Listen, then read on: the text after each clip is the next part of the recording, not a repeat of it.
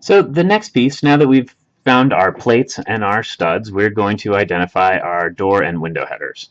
So in this building, we actually have a couple windows. We've got a 40-30 on this side and a 40-30 on this side, and we've got a 3-foot man door here. We've also got a very large garage door over here. So we've got a 16-foot garage door, a 3-foot window on this side.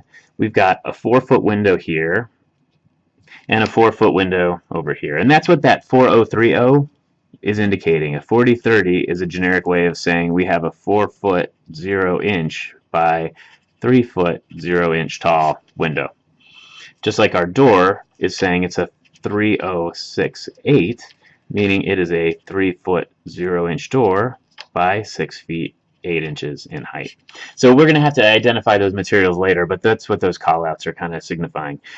Now this piece is important to us because we need to basically identify the headers. We know we have a 4-foot header, right? If we go over to our diagram and we look at how we frame a header in, our header is going to be framed so that it sits on top of trim studs. And I'll just draw the section of the header here.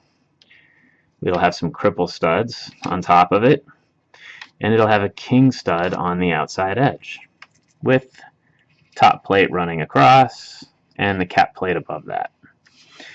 So when we see that number, that 4030, if this is a 4030 header, we know that that means that I've got a 4-foot opening.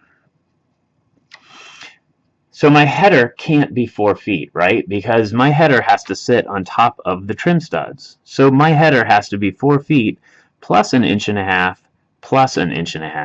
So my header distance has to be at least 4 feet 3 inches to span across the window. Additionally, if we are looking at the header in a section view, if we take a slice right through this drawing and look at it sideways, what we'll see is we'll see our header, and let's say I think we decided to use 2x8 headers.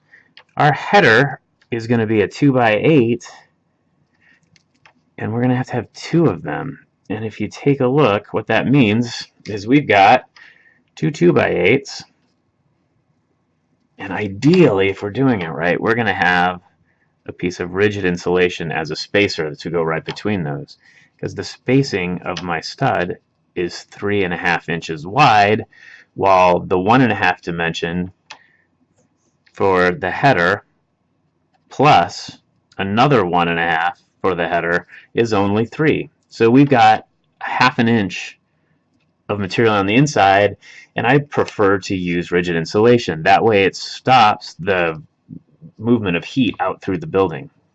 So if we take a look, we've really got to kind of customize and get these headers. What I know is that for both of these windows, I need 2 pieces of lumber that are going to be 4 foot 3 inches.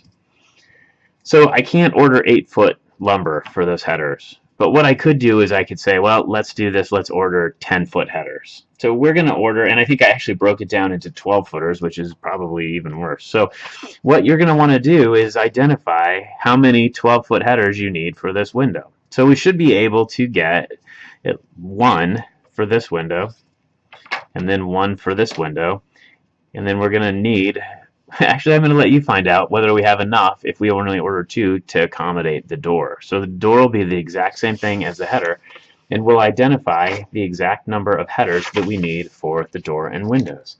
And you guys can order those. Again, we'll go to Menards or go to Home Depot or wherever. We'll identify a price for that and then add in the total number of headers required.